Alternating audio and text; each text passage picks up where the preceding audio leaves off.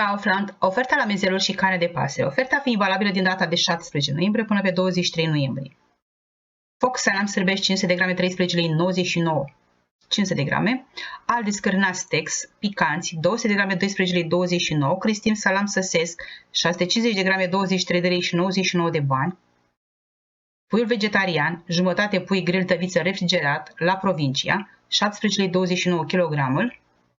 De la Purland, pulpe de pui inferioare refrigerate, 9 lei 49 kg. Cocorico, piept de pui dezosat refrigerat, 22 de lei și 39 de bani kg.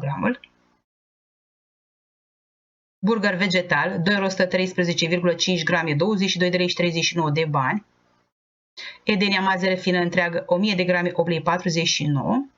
Aripioare de pui picante, 600 de grame, 19 lei 49. Șuncă italian, 100 de grame de la Favorites, 5 lei 79 de bani.